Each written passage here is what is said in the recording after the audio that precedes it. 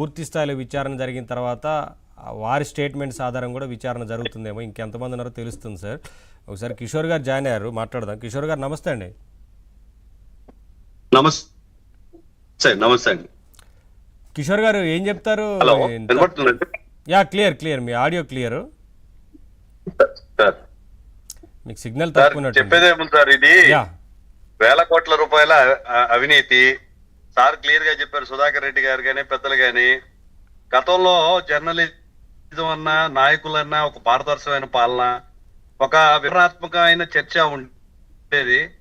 ఈరోజు ఇన్ని వందల కోట్లు ప్రజల ప్రాణాలతో ఆడుకొని లిక్కర్ కేసులో ఇంతమంది జరుగుతా ఉంటే దానికి బాధ్యులు ఎవరు?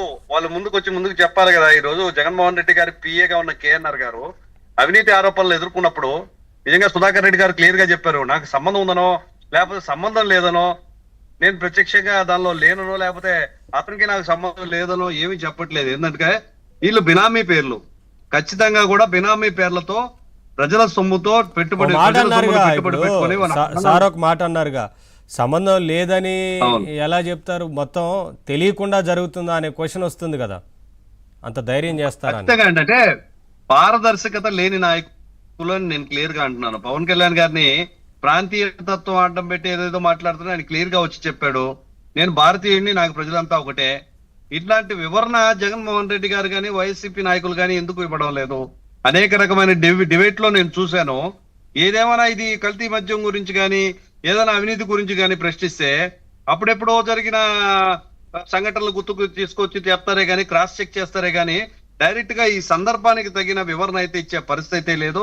ఈ ఒక్కటే కాదు, మీరు అన్నారు కదా మాట, ఆయనతోటి మాకు సంబంధం లేదని చెప్పడం, ఈ వివరణ ఇవ్వాలంటే ఇవ్వలేరు. ఎందుకంటే అందరి భాగస్వామ్యంతోనే ఇదంతా జరిగిందన్న క్వశ్చన్ ఇవాళ అందరిలో ఉంది కదా. ఖచ్చితంగా కాదండి, అదేదో లక్షో కోటో కాదండి, వందల కోట్లు జరిగింది. అందరూ భాగస్వాములే. వీళ్ళందరూ కేవలం బినామీలే. ఒకటే సందేహం ప్రజల్లో, బినామీల పేర్లతోనే ఇన్ని కోట్ల రూపాయల ఆస్తులు, ఇంత డబ్బు అక్రమ రవాణా జరిగితే అసలు నాయకుల పరిస్థితి ఏంది?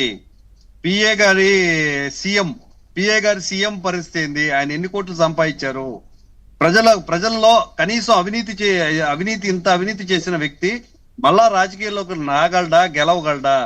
బెదిరించినాటికి చెప్తా ఉన్నాడు కదా, ఈ రోజు మళ్ళా మేమే వచ్చేది అని. ఎందుకు మళ్ళా అవినీతి చేయడానిక?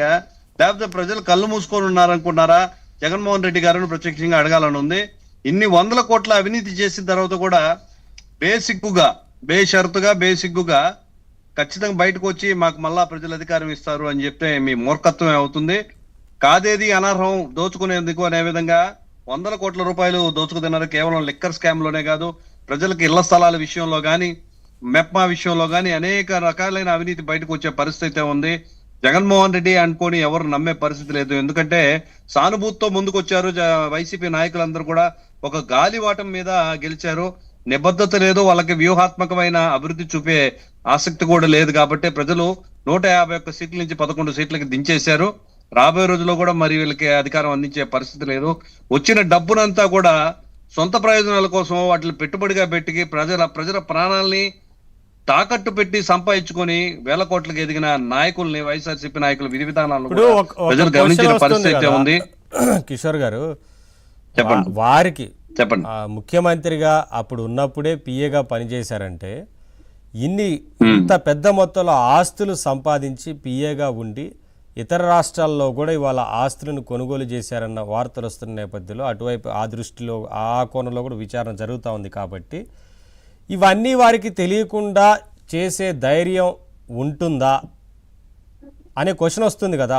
100% ఉండదు సార్. ఆయనకి తెలియకుండా వందల కోట్లు మేము గతంలో కూడా విన్నాం. ఒక 25 ఎవరో ఒక పలానా వైసీపీ నాయకుడు అని తీసుకున్నాడని తెలిపిస్తే నేరుగా ఆయన కార్యాలయానికి పిలిపించి అది నాకు చెందాల్సిన వాటా అని, అది నేను విన్నది రూమర్ కాబట్టి నేను యాస్టీజ్ గా చెప్తా ఉన్నాను. 25 లక్షల విషయంలోనే ఎక్కడ ఎంత తీసుకున్నారో అది నాకు చెందాల్సింది అని చెప్పించుకున్న వైసీపీ నాయకుడు జగన్మోహన్ రెడ్డి గారు ఇన్ని వందల కోట్లు అవినీతి జరుగుతుందంటే నాకు తెలియదు అని చెప్తే కూడా నమ్మే పరిస్థితి లేదు. మాట వరుసగా చెప్పాను, నాకు బాధ్యత ఉన్నదో లేదో అని తెలియజేయాలి కదా అని చెప్పానే కానీ బాధ్యత ఉంది కానీ లేదని కానీ చెప్పలేరు. మావిగన్ లాంటిది ఏదైనా కొత్త అంశం అంటే ప్రజల్లో ఏంద్రయ్యనేట్టు మాట్లాడుతున్నాడో, ఇలాంటి జరగతాయా అనుకునే విధంగా ఏదైనా చర్చనీయ అంశాలు తీసుకొచ్చి మళ్ళా కన్ఫ్యూజన్ చేసే పరిస్థితి అయితే ఉంది.